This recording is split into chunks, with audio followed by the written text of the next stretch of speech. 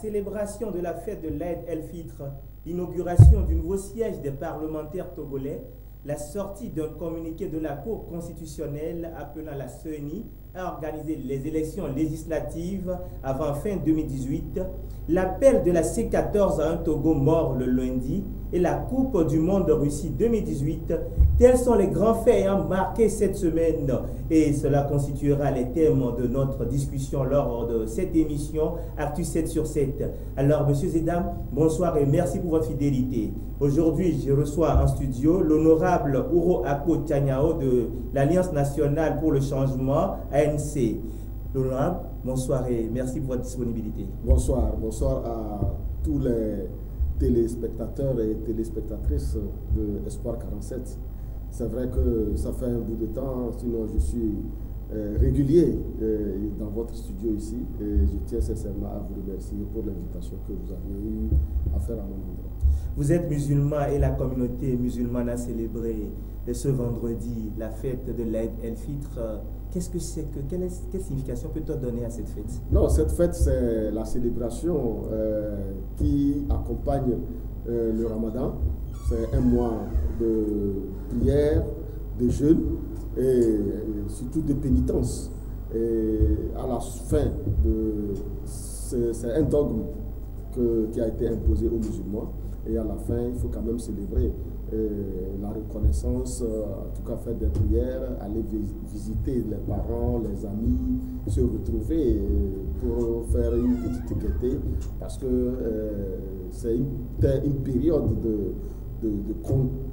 en tout cas de contraintes où on n'est pas... Vous avez fait le jeûne? On a fait le jeûne, la prière la nuit, beaucoup d'activités spirituelle, et il fallait quand même exprimer sa reconnaissance vis-à-vis de Dieu, parce que il s'est passé beaucoup de choses sur le plan spirituel et c'est ceux-là qui ont de la chance qui peuvent participer à cela, et c'est pour ça qu'il faut rendre grâce à Dieu.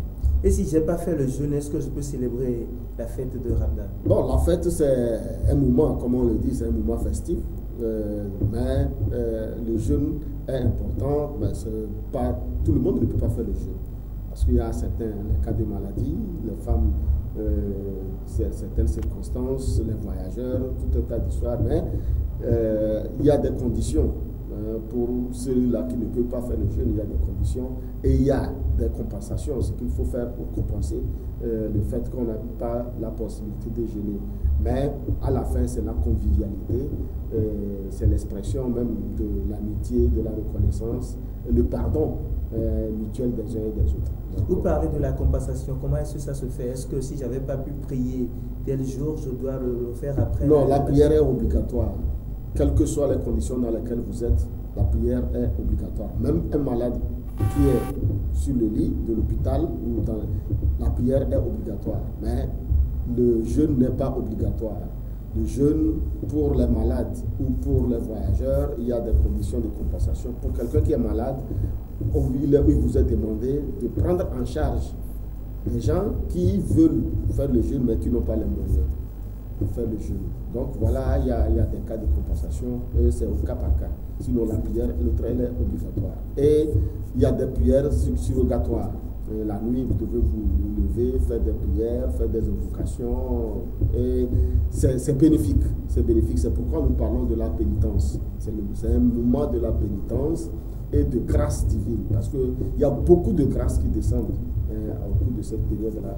Beaucoup de pardon, beaucoup, en tout cas, d'abondance qui sont destinés à ceux-là qui ont observé le jeûne dans la situation complète et les prières, tout ça là, c'est très bénéfique.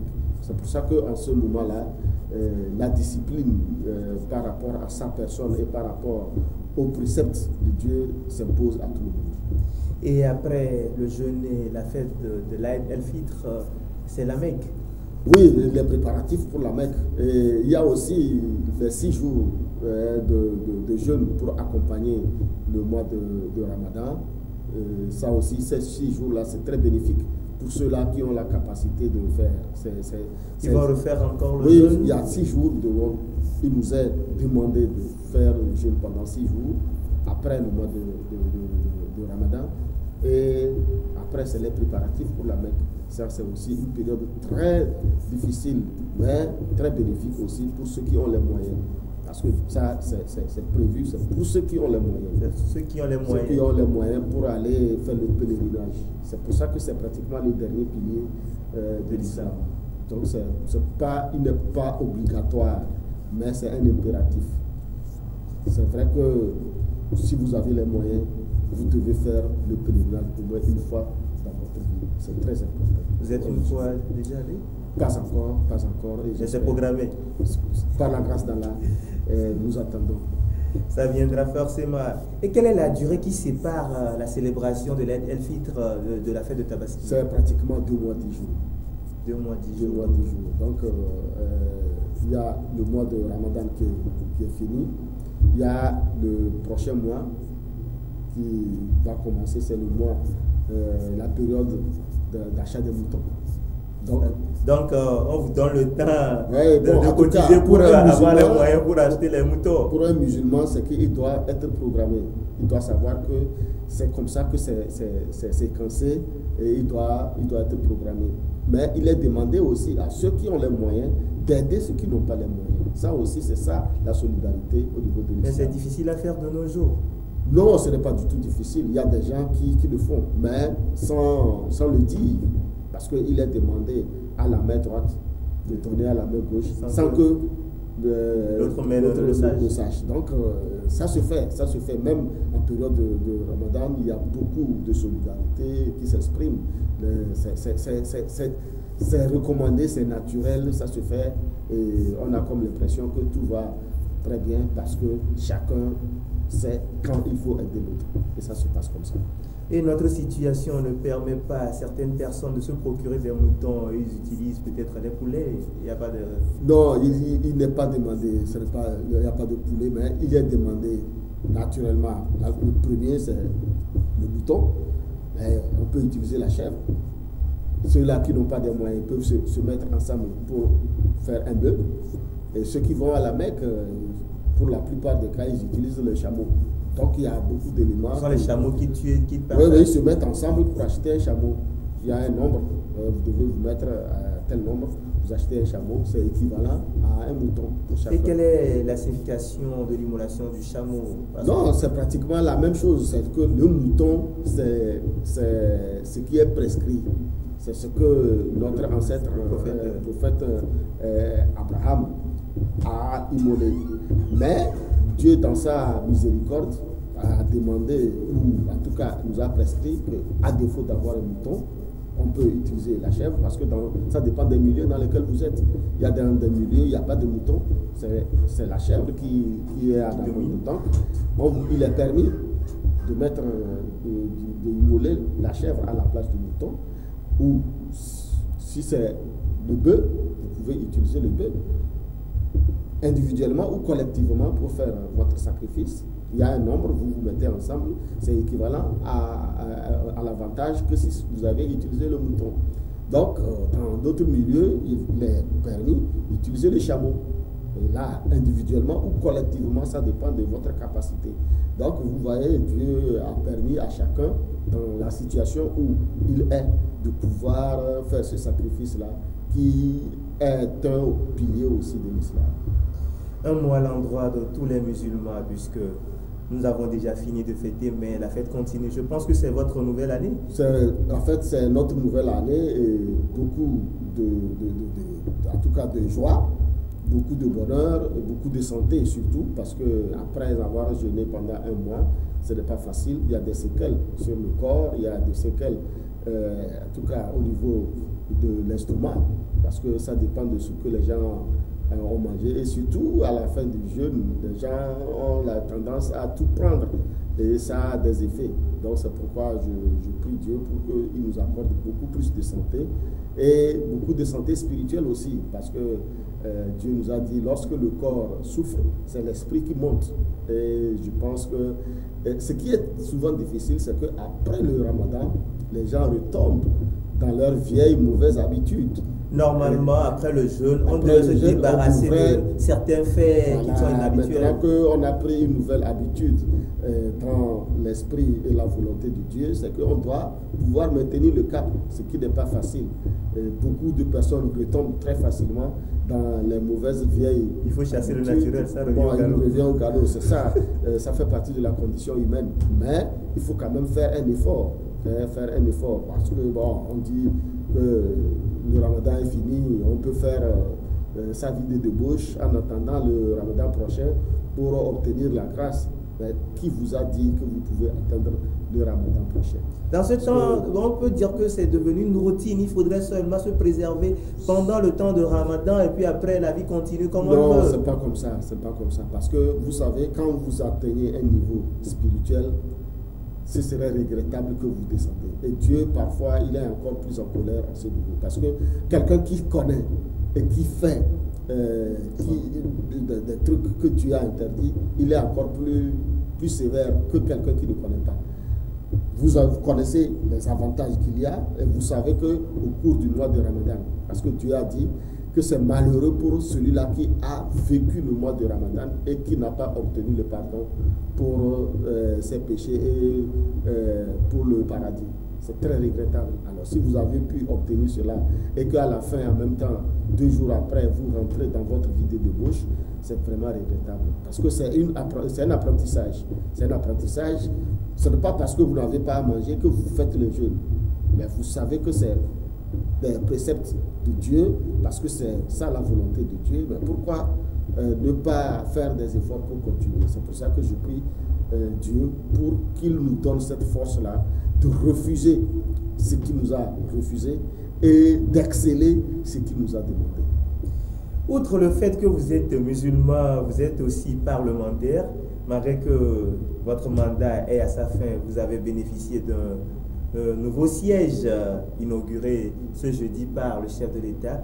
On observe, ou bien on va essayer de voir cet élément qui décrit un peu le nouveau siège du Parlement et on revient pour les analyses. Depuis plus de 10 ans, le visage du quartier adjoncté, situé au nord-est du site de Lomé 2, change. En quelques mois, un grand bâtiment a fait son apparition. Le nouveau siège de l'Assemblée nationale du Togo. La surface totale du domaine est de 89 610 m². La surface commerciale de l'immeuble est d'environ 10 481,2 m et celle bâtie au sol est de 4 869 m². La réalisation de ce magnifique ouvrage, qui vise à améliorer les conditions et l'environnement de travail des parlementaires, se situe dans le cadre du programme d'action prioritaire en matière d'infrastructure. Le gouvernement de la République togolaise a ainsi obtenu du gouvernement de la République populaire de Chine un don pour la réalisation du projet. Le projet comprend 4 composantes, à savoir composante 1, bâtiment principal, galerie et locaux techniques. Elle est composée de 7 blocs, à savoir bloc 1, aile gauche, abrite les bureaux dont le complexe du président de l'Assemblée nationale, les bureaux des vice-présidents, des présidents de groupes parlementaires, des présidents de commission, les salles de commission, les salles de réunion et une cantine. Bloc 2, bloc central, abrite la salle des plénières de 266 places, dont 151 pour les parlementaires, 9 pour le présidium, 40 pour les médias, 66 pour les invités et un pupitre.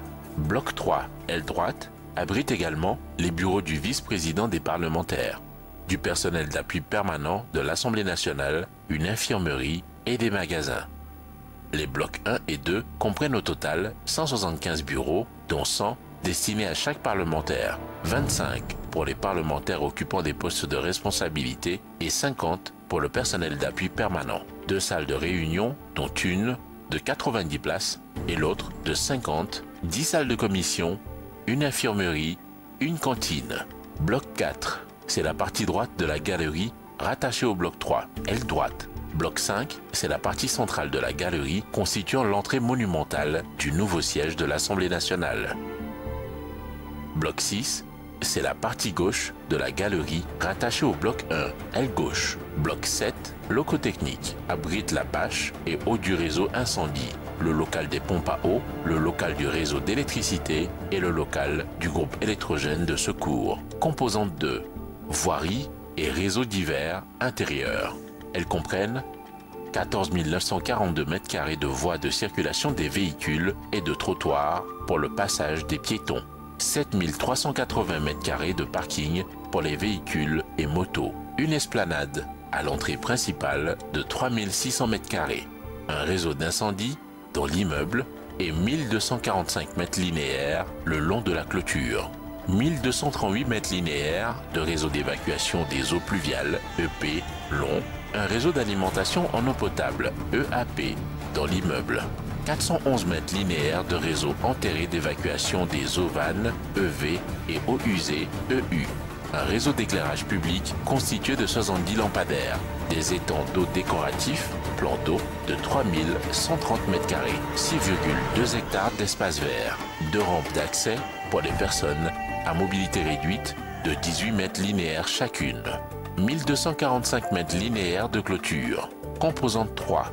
Voirie et réseaux divers. VRD extérieur. Elles comprennent 2850 mètres linéaires de voies revêtues en béton bitumeux, 1850 mètres linéaires d'ouvrages d'assainissement primaire, 3025 mètres linéaires d'ouvrages d'assainissement secondaire, 13 600 m² de trottoirs en pavé autobloquants et en béton, 16 130 mètres linéaires de signalisation horizontale, 62 unités de signalisation verticale, 2832 mètres linéaires d'éclairage public. Composante 4. Bassins et conduites d'écrêtement. Ils comprennent une cuvette de 42 500 m3, des talus en béton armé de 3250 m², une plateforme de circulation en béton armé de 1752 m², une clôture en grille métallique, y compris le soubassement de 345 mètres linéaires, un collecteur d'écrêtement de 1000 mètres linéaires.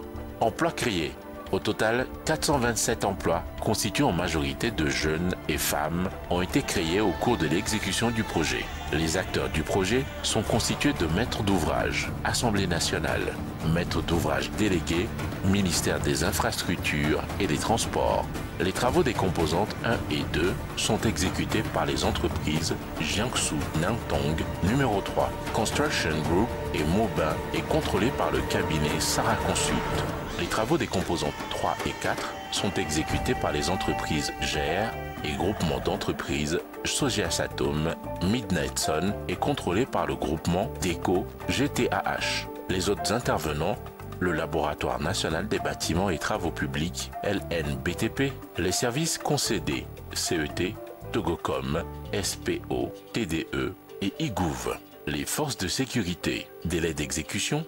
Le délai d'exécution fut de 21 mois sur les 23 mois prévus pour la composante 1 et 2 et 12 mois pour la composante 3 et 4. Ce projet, d'une valeur totale de 15 milliards 824 millions 18 005 francs CFA, a été financé à hauteur de 10 milliards 600 millions de francs CFA par la China Exim Bank et 5 milliards 224 millions 18 005 francs CFA par l'État togolais. Honorable, une très belle œuvre de la part des Chinois. Il faut le reconnaître que la coopération sino-togolaise marche. Ce n'est pas le premier chef-d'œuvre. Il y en a eu, il y a les routes, il y a le stade de Kégué, il y a en tout cas le palais des congrès et aujourd'hui le siège de l'Assemblée nationale. Ça quand même mérite une reconnaissance vis-à-vis de la coopération du Togo avec la Chine. Quel pourrait être le compromis de cette construction entre l'État chinois et l'État togolais? Ah, mais c'est une question difficile que vous me posez parce que je ne suis pas je ne suis pas au niveau de l'État, surtout ceux qui négocient en tout cas les projets avec la Chine. Dans tous les cas, je sais qu'en matière de relations internationales, il n'y a pas d'amis, les États n'ont pas d'amis, les États n'ont pas d'amis, ils n'ont que des intérêts. Si on nous dit que c'est un don, ça ne veut pas dire que c'est un cadeau, ça veut dire que soit c'est un prêt sans intérêt, et la Chine sait comment récupérer tout ce qu'elle investit dans notre pays. Donc ce n'est pas un cadeau comme ça. Et il y a beaucoup de choses. Aujourd'hui, la Chine est devenue une puissance mondiale qui concurrence sérieusement les États-Unis et le G7. Donc la Chine cherche à avoir son espace de prédilection là où elle échange. Aujourd'hui, la Chine est partout parce que la Chine est devenue un grand producteur de produits finis et elle a besoin des matières premières que, en tout cas, nous sommes là pour offrir. Malheureusement, c'est ça la division du travail sur le plan international. À nous de faire des efforts désormais pour quitter le stade de producteur de matières premières pour être producteur de produits finis. Donc, au-delà de ça, la Chine veut conquérir... Mais c'est ça même la volonté de la Chine, c'est de conquérir l'espace. À la fois avoir les matières premières et vendre ses produits finis. Aujourd'hui, ces bâtiments, tout le matériel pratiquement est venu de la Chine. Et on nous dit parfois même le sable, ça vient de la Chine. Ouais, donc c'est de l'expansionnisme. Alors, on ne peut pas nous dire qu'il n'y a pas des architectes togolais capables de nous faire sortir ce chef-d'œuvre. On ne peut pas nous dire qu'il n'y a pas des sociétés ou une entreprise capable de nous produire ce que la Chine nous a produit. C'est une question de volonté. Alors, si nous restons toujours dans la posture de la main tendue, on nous donnera tout, mais c'est que nous devons nous attendre à payer le prix. Parfois, ce n'est pas des kashikari, mais dans tous les cas, c'est que vous devez accepter certaines choses. Dans les négociations internationales, la Chine doit vous demander des choses que vous devez accepter. Donc, c'est de ça qu'il s'agit. Alors, c'est vrai que c'est un joyau c'est bon, c'est joli. Tous ceux qui sont arrivés à ce stade ont reconnu l'œuvre, mais il faut dire que chaque chose a sa contrepartie. Et avec ça, est-ce que c'est les parlementaires togolais qui ont sollicité l'apport de la Chine ou bien c'est la Chine qui vous a fait la proposition? Non, c'est l'État togolais qui a demandé et la Chine a accepté. Et ça, il faut reconnaître, ça c'est le rôle du chef de l'État et du gouvernement. Parce que c'était l'autre législature, la législature de 2007, au cours de cette période que la négociation a été faite. Et on s'attendait à ce que ce travail-là puisse terminer avant la fin de la mandature de l'autre législature. Ça n'a pas 2013, eu lieu avant 2013. Et donc, on pensait que bon, ça ne peut pas arriver, mais finalement, c'est arrivé. Donc, on pense qu'il y a eu un travail qui a été fait quelque part. Et je sais que le président de l'Assemblée nationale a joué quand même un rôle très important dans l'accélération des travaux, parce qu'il y a la contrepartie du Togo. La Chine, le travail de la Chine était terminé depuis. C'est la contrepartie du Togo, surtout l'ameublement, l'entretien, les caniveaux et autres. Là, ce travail-là, c'est ça qui a pris un peu de retard. Mais nous pensons que...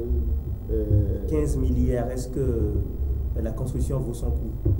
Bon, moi je ne suis pas un architecte, moi je suis économiste, je ne sais pas comment ça a été négocié, quel est le matériel qui a été utilisé, qu'est-ce qui a été fait, moi je ne sais pas. Mais je sais que c'est 15 milliards et que le Togo a apporté plus de 5 milliards dans cette histoire-là, parce qu'il y a eu au moins 3 ou 4 budgets de l'État qui ont comporté cette partie-là. J'ai suivi, parce que je suis vice-président de la Commission des finances, mais dans tous les cas, ça fait 15 milliards. Et aujourd'hui, en voyant un peu le stade de Kégué qui a été construit par les Chinois également, qui est dans le droit d'être rénové, est-ce qu'on doit s'attendre aussi à la même chose au niveau du nouveau Parlement? Non, c'est une question de responsabilité et de l'éducation civique au niveau du stade de Kégué. Il y a toutes les fédérations qui se sont succédées et elles avaient des intérêts. Chacun a ses intérêts, mais au niveau de l'Assemblée nationale, je pense que le président de l'Assemblée doit quand même savoir que l'entretien fait partie de nos activités. Donc, à partir de cet instant, je pense que tous les députés que nous sommes, chacun doit quand même assumer l'entretien de l'Assemblée nationale. C'est une question d'éducation civique, je le disais, et nous devons faire chacun de son côté un effort pour entretenir ce bâtiment-là. Donc l'autre lieu, le palais des congrès, c'était loué, c'est dans quelles conditions vous l'utilisez? Non, bon, vous savez que le palais des congrès, ça fait partie du patrimoine de l'État. Donc c'est dans ce sens que ça a été cédé à l'Assemblée nationale. Nous savons que le palais des congrès est géré par une autre administration, mais une partie du palais des congrès a été cédée à l'Assemblée nationale pour faire son siège. Donc aujourd'hui, les conditions sont réunies pour qu'on retourne la salle de banquet qui est réservée à la salle plénière de l'Assemblée nationale. On va retourner ça à ceux qui font la fête pour aller danser. Je ne sais pas, au temps de Yadema, c'était le 13 janvier. Aujourd'hui, je ne sais pas quelle fête on va aller organiser là-bas. Le 27 avril. Le 27 avril, pourquoi pas? Ah, mais malheureusement, vous êtes à la fin de votre mandat. Est-ce que vous allez goûter à ce joyau? Bon, on nous dit que dans tous les cas, jusqu'en octobre, toute la partie administrative de l'Assemblée nationale et les députés vont regagner leur siège. Nous espérons que cela va se faire avant de partir. Ce serait un grand honneur pour le président de l'Assemblée nationale qui s'est battu pour obtenir ce résultat-là. Et vous êtes à la fin du mandat, c'est ce que la Cour constitutionnelle, à travers un communiqué, a rappelé, mais l'opposition n'était pas d'avis. Non, ce n'est pas une question d'être d'avis ou pas, c'est les conditions dans lesquelles ce rappel a été fait. Parce que la Cour constitutionnelle est censée savoir que nous sommes dans une situation de sortie de crise et que le dialogue avance vaille que vaille et que même la Cour constitutionnelle est une institution dont le fonctionnement fait partie de la crise. Alors, et il est prévu, quand on parle des réformes institutionnelles, il n'y a pas que la CENI, il y a la Cour constitutionnelle, il y a la HAC, tout un ensemble de ces institutions-là. On doit revoir leur fonctionnement. Donc, c'est pour ça que nous avions trouvé cette sortie un peu ubuesque. On a comme l'impression que la Cour constitutionnelle se voit en dehors de la crise. Alors vous le considérez comme être au bord du régime. Alors qu'elle fait partie de la crise parce que, vous vous rappelez, depuis 2010 jusqu'à ce jour, la Cour constitutionnelle a sorti des avis parfois contraires. Et pour la même question, la Cour constitutionnelle a donné un avis, deux avis différents, en 2010 et en 2015. Et même, il y a une confusion qui a été même introduite par rapport à la convocation du corps électoral et le jour des élections.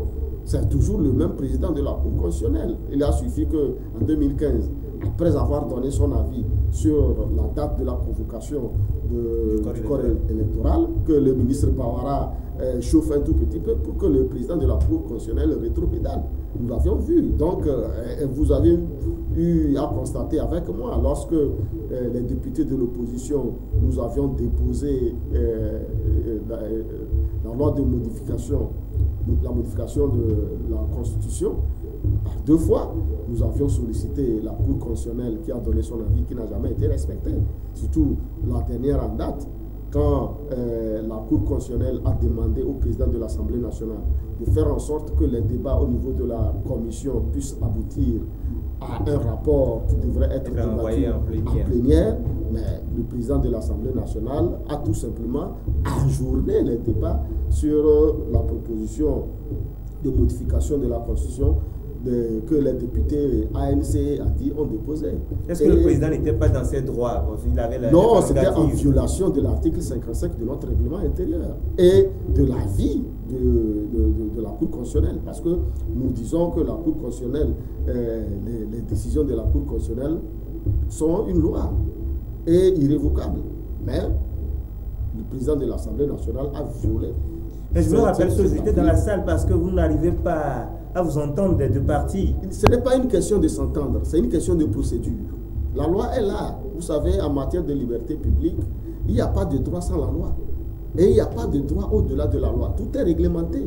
Il fallait tout simplement respecter la procédure. Qu'on soit d'accord ou pas, la procédure voudrait qu'au niveau de la commission des lois, on étudie la loi en deux temps, c'est-à-dire la première partie, c'est au niveau de la commission, c'est l'étude, le débat général, et après on étudie article par article. Vous êtes d'accord ou vous n'êtes pas d'accord? Vous envoyez tout en plénière. C'est ce que la Cour constitutionnelle a demandé. Il fallait tout envoyer en plénière. C'est que le président de l'Assemblée nationale savait que le peuple togolais n'allait pas le pardonner si la loi arrivait en plénière et que les députés unis, comme à leur habitude, rejetaient cette proposition de modification de la Constitution si chère au peuple togolais. Et voilà comment il est passé par des contentions pour ajourner ce qui n'était pas de ses compétences. Le président de l'Assemblée nationale n'a pas compétence d'ajourner les débats sur une loi en plénière, en commission, encore moins en plénière. Donc vous devez aller au vote normalement. On doit aller au vote, c'est ça le rôle parlementaire. Lorsque soit on n'est pas d'accord, on vote contre, on est d'accord, on vote pour. C'est ce qui s'est passé avec le projet de loi du gouvernement en 2016. Vous vous rappelez, c'était le 30 juin, quand le gouvernement avait envoyé son projet de loi sur la modification de la Constitution. Ben, la procédure a été respectée jusqu'à la fin et tout le monde a vu comment les députés unis ont rejeté le projet de loi du gouvernement. Il fallait faire respecter la procédure. Donc ce n'est pas question que le président de l'Assemblée nationale pouvait se permettre d'ajourner les débats à l'Assemblée. Mais il avait convoqué en aparté les présidents de chaque groupe. C'est à son retour qu'il a pu s'imposer. Non, ce n'était pas comme ça. Ce n'était pas comme ça. C'est-à-dire qu'il n'avait même pas le droit de le faire. Il n'avait pas le droit de le faire. C'est ce que je vous dis, qu'en matière de liberté publique, il n'y a pas de droit sans la loi. La loi ne vous donne pas un droit, vous ne pouvez pas l'exercer. C'est que lui-même, il a créé son droit, il s'est octroyé une compétence que la loi ne lui a pas octroyée. Donc, il était en violation, non seulement du règlement intérieur de l'Assemblée nationale, mais de la vie de la Cour constitutionnelle. Mais malheureusement, personne n'a réagi. Au niveau du gouvernement, encore moins. Au niveau en tout cas, nous savions crier, mais personne nous a écoutés. C'est un cri dans le désert. Au Togo, c'est comme ça, parce que quand le pouvoir viole, marche sur la population, envoie des chars tuer les gens à Mango, fait sortir les militaires qui vont violer les maisons, on tue les vieux, les femmes, et on frappe tout le monde, mais c'est comme ça. C'est comme ça. Dans ce pays, c'est devenu une habitude. La violation, l'arbitraire font partie de la gouvernance de ce pays. Et c'est pour ça que nous crions tous les jours. Nous crions, mais nous espérons que ce n'est pas dans le désert. Parce que vous savez, on peut manipuler le peuple. Mais il y a un jour, dans notre langue, on dit tous les jours pour le voleur. Un seul jour pour le propriétaire. Un seul jour pour le propriétaire. Parce que ce jour-là, on dit c'est en vain que le bâtisseur bâtit sans la main de Dieu. Le jour où la main de Dieu va arriver, les gens seront surpris de la manière dont ce pays-là va changer. Et ça va changer, Inch'Allah. Si l'opposition était à la place des membres de la Cour constitutionnelle, qu'aurez-vous fait? Non, mais le problème qui se pose, c'est qu'il faut demander à ceux qui gouvernent d'écouter le peuple.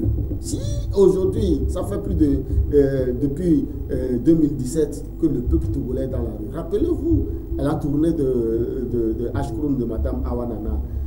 Moi, j'ai été surpris que depuis Mandouri, la première sortie, la population, ça disait une seule chose, le retour à la Constitution de 1992.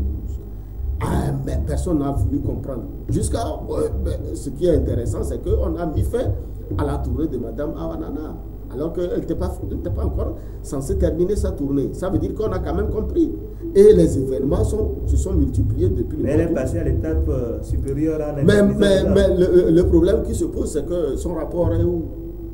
Ça veut dire que son rapport, personne n'en tient compte de son rapport.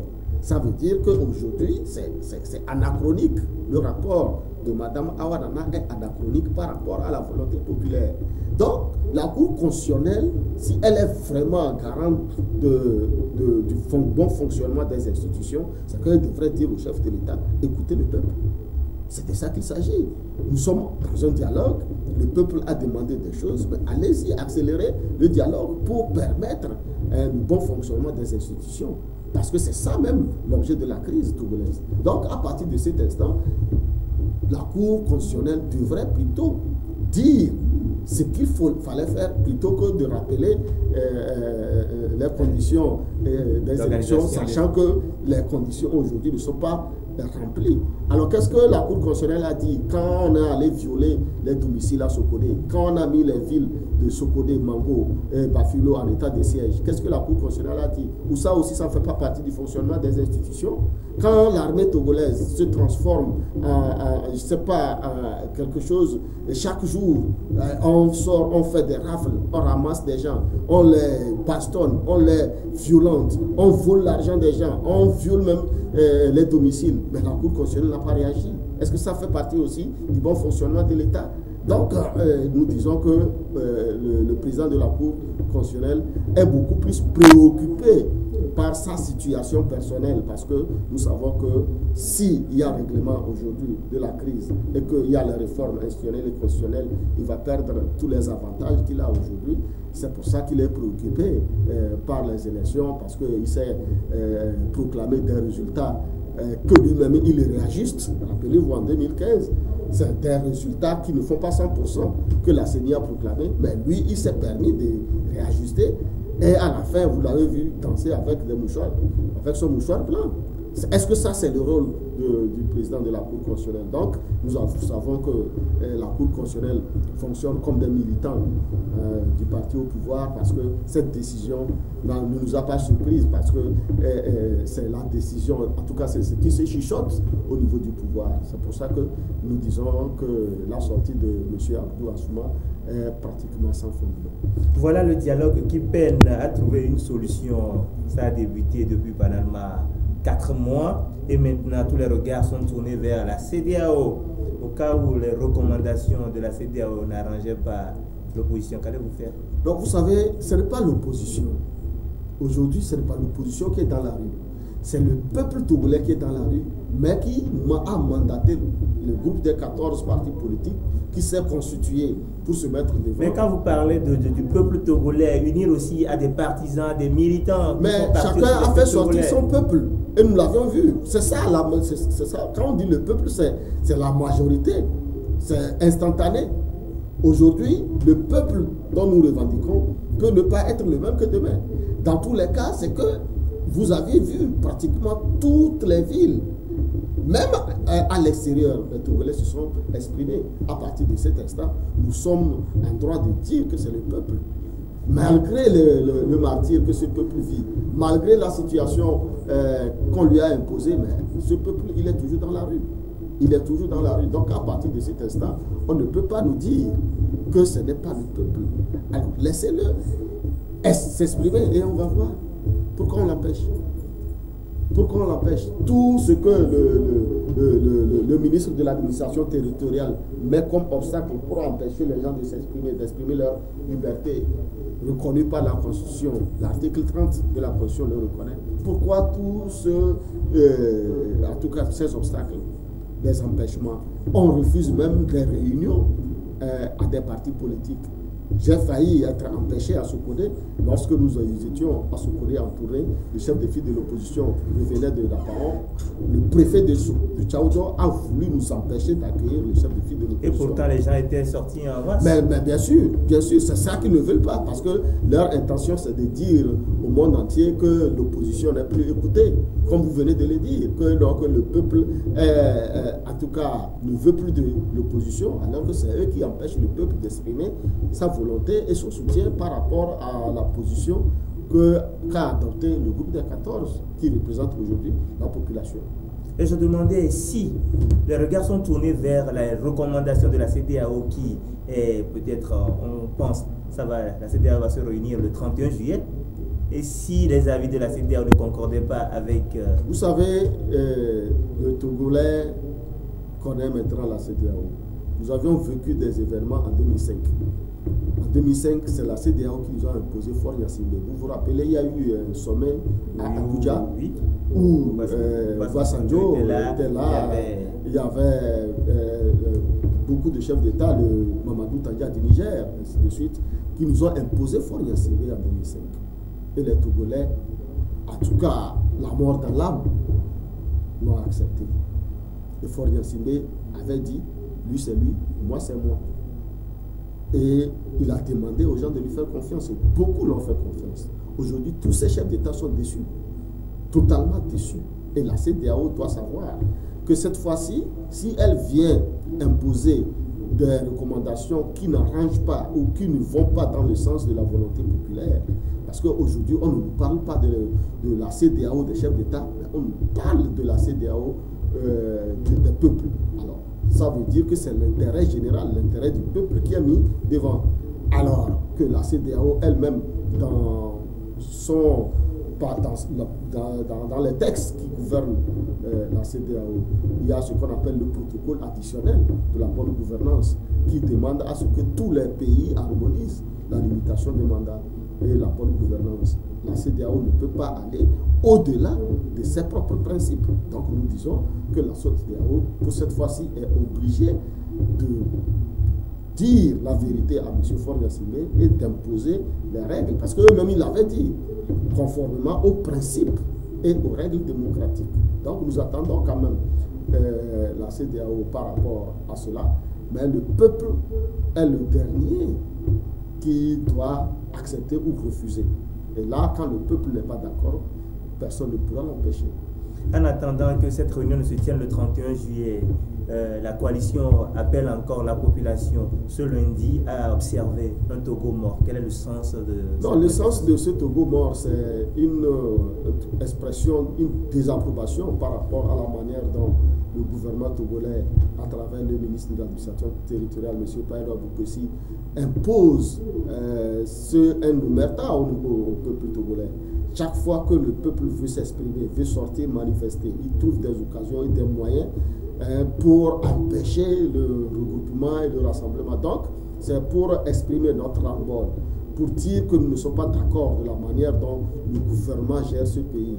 Là, nous constatons de jour en jour que les ressources du pays sont dilapidées. On nous annonce encore un correctif budgétaire, alors qu'on savait que tout ce qui avait été prévu comme recettes et comme dépenses ne serait pas réalisé. Donc l'opposition savait bien avant de... Mais on l'avait dit à partir du moment où l'assiette de remplacement, qui est le taux de croissance, quand le gouvernement nous avait proposé, était faux.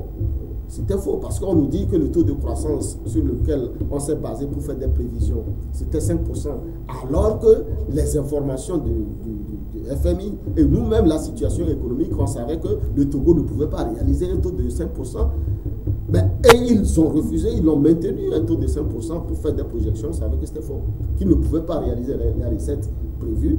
À partir de ce moment, ils ne peuvent pas réaliser les dépenses prévues. Et pire, c'est que la manière dont les recettes sont allouées pour les dépenses au niveau des départements ministériels, on n'est pas d'accord. Parce que la situation au niveau de l'éducation, au niveau de la santé et au niveau de l'agriculture voudrait que, surtout au niveau de la santé, au niveau de l'éducation, des ressources conséquentes soient affectées pour permettre le bon fonctionnement de ces institutions. Donc, à vous croire, même sans la crise du 19 août, le budget n'aura pas son bien-être? Non, la crise n'a pas commencé au 19 août. La crise a commencé depuis 2010.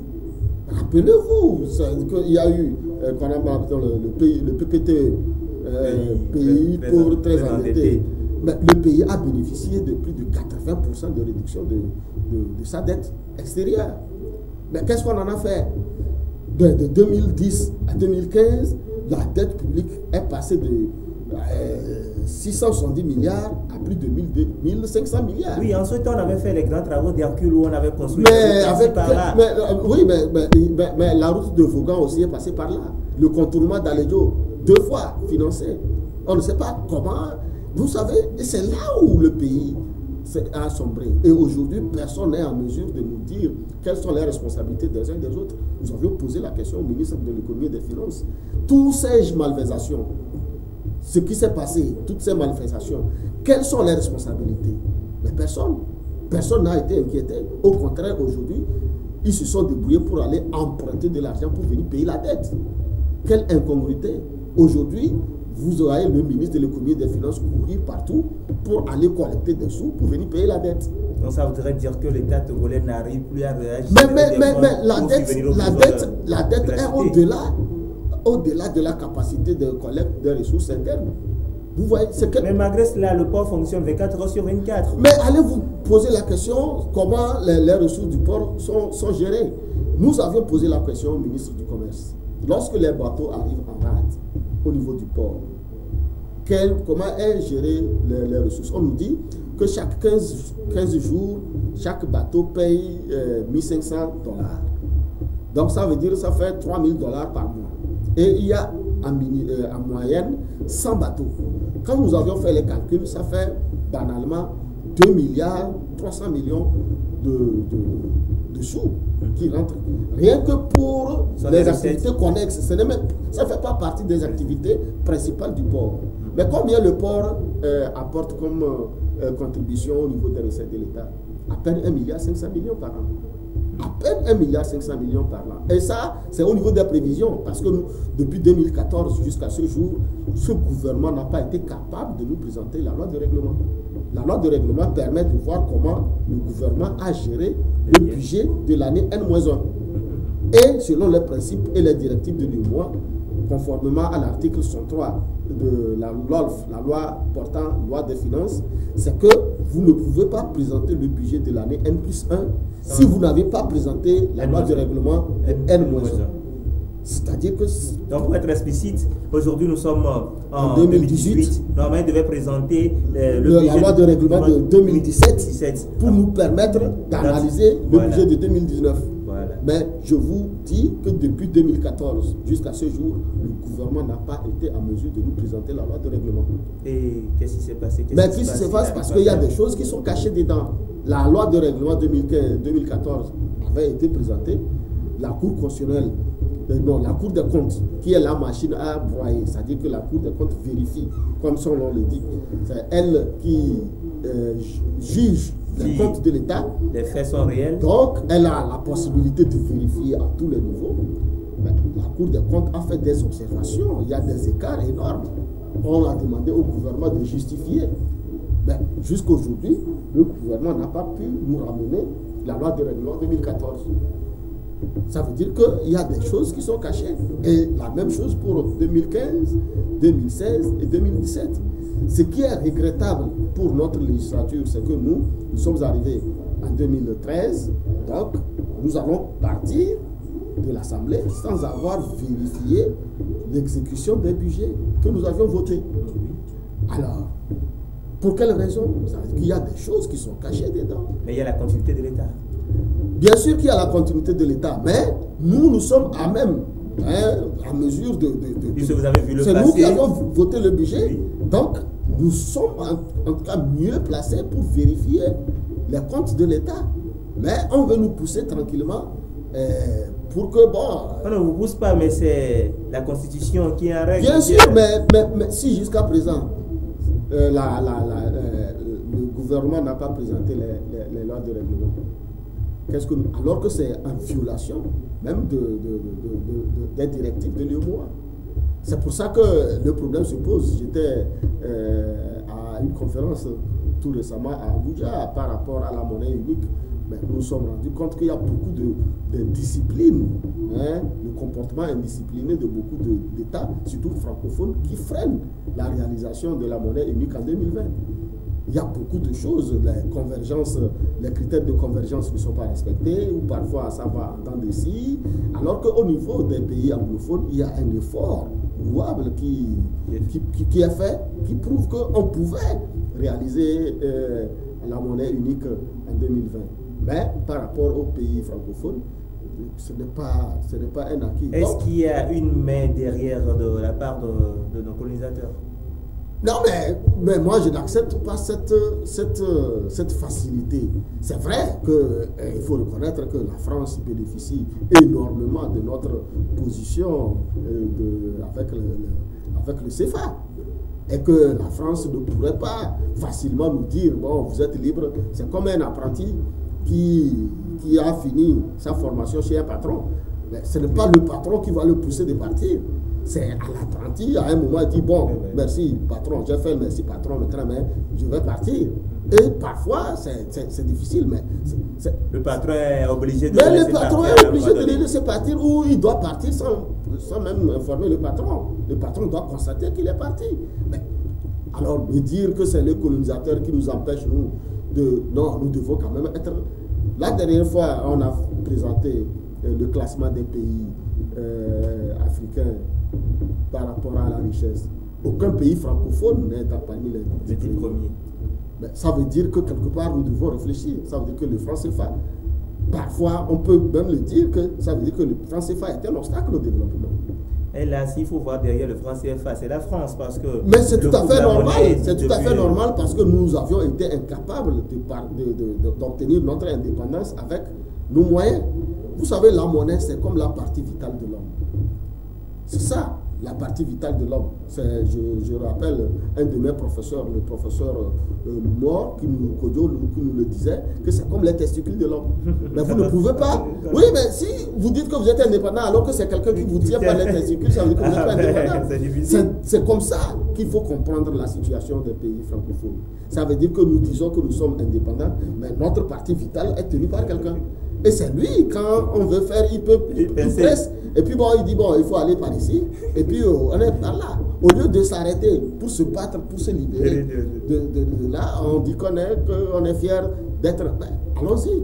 Donc c'est de ça qu'il s'agit. Et je vous dis que nous avions tous été déçus après la conférence de constater que 2020, ce n'est pas acquis pour la monnaie unique de la CEDEAO. Donc ça peut vous dire que ce pays, en tout cas sur le plan de gestion des ressources, c'est vraiment chaotique, c'est grave, c'est très dangereux et le pays va... Moi je l'avais prévu depuis 2014. Et vous voulez encore nous faire retirer encore une journée de travail? Non, vous savez, c'est qu'il faut quand même à un moment s'arrêter pour dire non.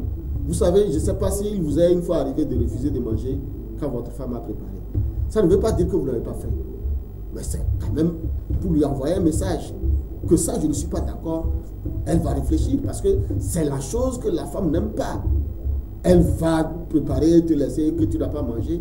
Ça dit que là, c'est ce que nous voulons demander. Ce n'est pas parce que il y a des gens qui vivent de petits métiers. Il y a des gens qui vivent au jour le jour. C'est comme le jeûne de carême que nous venons d'observer. Ce n'est pas parce qu'il n'y a pas la nourriture que nous faisons le carême. Non. Parfois même c'est en saison pluvieuse, au moment où il y a tout, qu'on refuse de manger, c'est pour une expression. Aujourd'hui, nous demandons au peuple togolais de rester à la maison pour exprimer une volonté, pour exprimer son ras-le-bol, pour rejeter, pour dire non à la manière dont le pays est gouverné. Le pays, il y a une minorité qui s'accapare de toutes les richesses et nous sommes là. Vous avez parlé de la route Lomé-Vaucan, je vous ai parlé de contournement d'Alédio. Il y a beaucoup de projets qui, depuis 2014, ont été financés, mais qui n'ont pas été réalisés. Et ne craignez-vous pas que votre appel ne soit pas entendu parce qu'aujourd'hui, les gens vont craindre pour leur boulot? Mais quel boulot? De quel boulot? Ben, ça dépend de ce que vous appelez par surtout boulot. Ceux qui sont dans l'administration. Mais ceux qui sont dans l'administration, c'est ce que nous disons. C'est qu'à un certain moment, il faut être courageux pour dire non. Parce que l'administration, c'est pour qui? C'est pour nous tous. Il n'y a pas une propriété. Quelqu'un n'est pas propriétaire de l'administration. Nous sommes tous responsables de l'administration. C'est ce que nous disons au président de la Cour constitutionnelle. Qu'il est passager. Là où il est, quelqu'un était. Demain, c'est quelqu'un qui sera. Donc, personne n'est éternel et personne ne peut dire que cette chose-là, c'est une propriété, c'est pour moi, je peux faire ce que je veux. Non, ce n'est pas normal. Le temps qui nous est imparti tire à sa fin, mais on va dire un mot sur Russie 2018. Il y a quelques équipes africaines qui ont presté, mais ce n'est pas trop ça. Hier j'ai été un peu scotché, surtout que la Tunisie et le Maroc ont été battus dans les mêmes conditions. On dirait que ils avaient peur de faire match nul, alors qu'on était pratiquement vers la fin. Ça fait mal, ça fait très mal. Et surtout le joueur tunisien qui a pris un but. Oui, qui a marqué contre son camp. Contre son camp. Heureusement que ce n'est pas au Togo. Et sinon, je suis sûr que la maison de son père et lui-même, je suis Tunisien sûr. marocain. Le joueur marocain. Non, c'était une maladresse qui pouvait arriver à n'importe qui. Il s'est excusé. Il a dit, il s'est excusé. Je pense que tout le monde pouvait, en tout cas, le pardonner. C'est vrai que c'était difficile. Et nous attendons le Nigeria, peut-être ce n'est pas le Nigeria de 1994, mais bon, on espère que pour cette fois-ci, au moins une équipe africaine peut aller jusqu'en quart de finale pour nous sauver, comme c'était le cas du Cameroun. En 90 avec Oumambik et Roger Mila. Ça a fait vibrer l'Afrique. Nous attendons que, en tout cas, une équipe africaine peut faire vibrer l'Afrique. Il y a une équipe africaine de la France. C'est ce que les gens disent, que sur les 11 joueurs, il y a au moins 8 qui sont africains. Donc, c'est une équipe africaine, on n'a pas de choix. Il y en a même qui nous disent que nos ancêtres les Gaulois. sont les Gaulois. Donc, nous sommes obligés, parce que même ce matin, aux environs de 10h à 11h, tout le monde était scotché à la télé parce que la France jouait. Et j'ai suivi sur les réseaux sociaux, tout le monde faisait son commentaire. Ça veut dire que tout le monde était attaché. Même ceux qui ne veulent pas, ils étaient dedans. Donc nous sommes obligés de soutenir la France.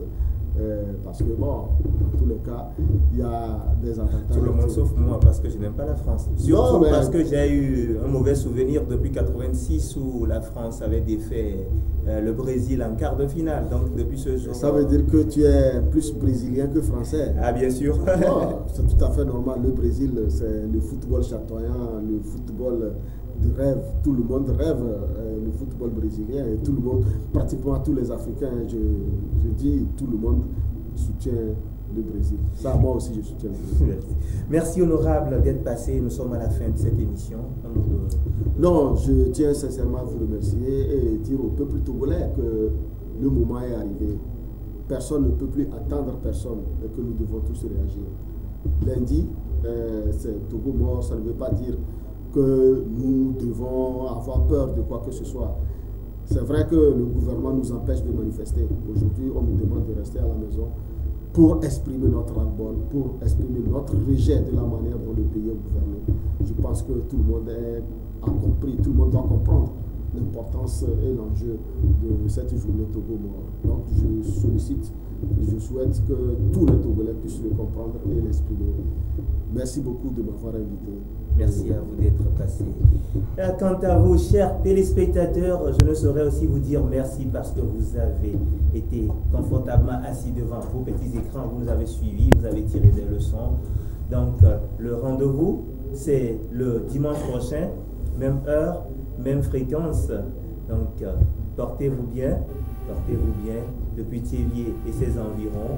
La télévision Espoir 47 est toujours là pour vous servir. Au revoir.